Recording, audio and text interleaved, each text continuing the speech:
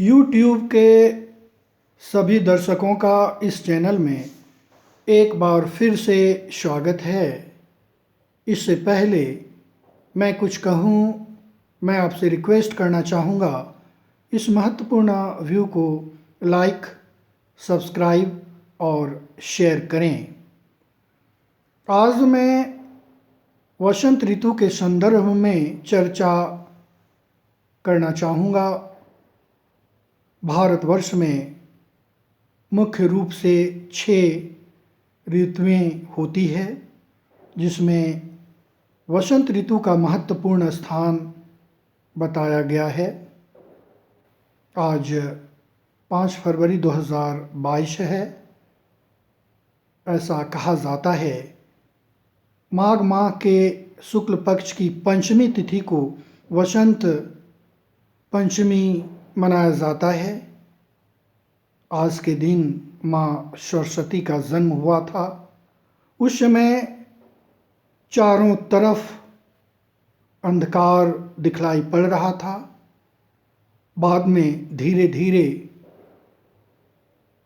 प्रकाश देखने को मिला और वसंत पंचमी से ही वसंत ऋतु का आगमन हो जाता है।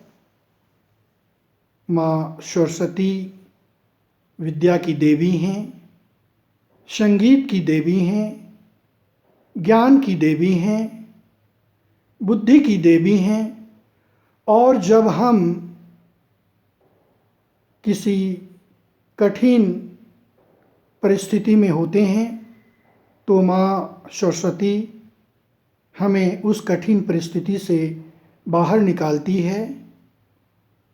ऐसा कहा जाता है कि जब नवरात्र का प्रारंभ होता है तो दूसरा दिन माँ सरस्वती ब्रह्मचारिणी के रूप में जानी जाती हैं।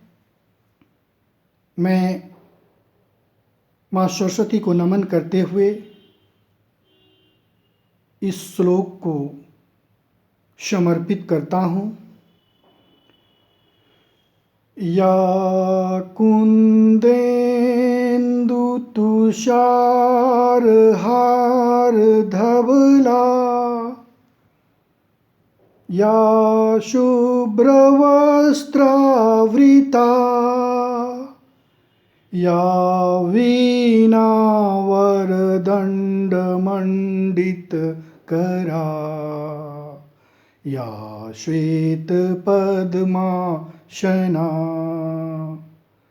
या ब्रह्माच्युतशङ्कर प्रभृति दैवे सदा वन्दिता, श्यामा पातु सरस्वती भगवती निशेष जाड्यापहा।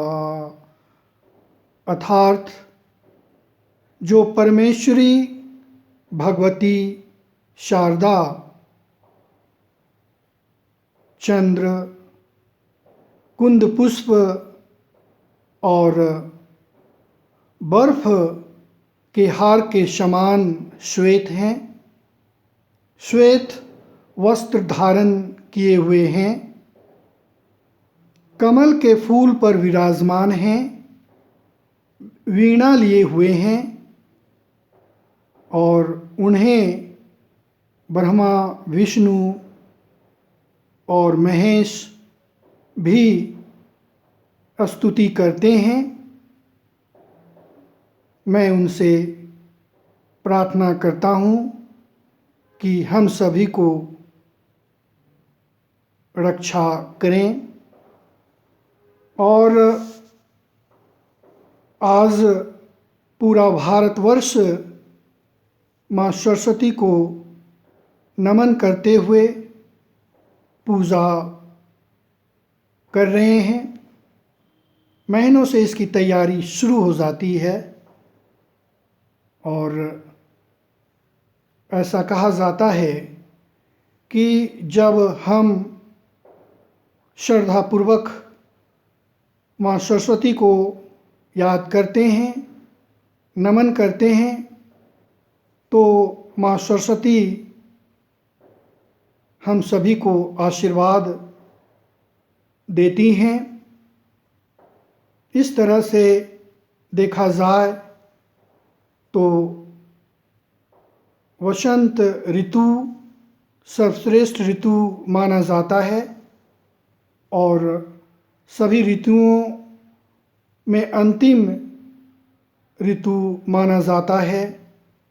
चारों तरफ हरियाली दिखाई पड़ती है, बाग बगीचों में फूलों की सजावट देखने को मिलती है। जो फरवरी से शुरू होकर अप्रैल मध्य तक वसंत ऋतु को माना जाता है। वसंत ऋतु में महत्वपूर्ण त्यौहार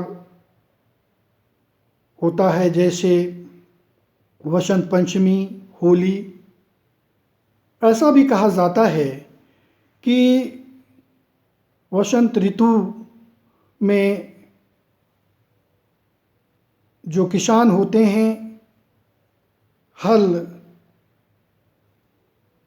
को भी पूजा करते हैं और भारतीय परंपरा में किसानों के लिए यह ऋतु भी महत्वपूर्ण बताया गया है।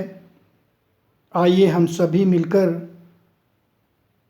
माँ सरस्वती को नमन करें और उनसे प्रार्थना करें कि हम सभी के लिए अच्छा समय हो, क्योंकि पिछले 2 वर्ष से कोरोना महामारी होने के कारण भारतवर्ष ही नहीं बल्कि विश्व समस्याओं से घिर चुका है।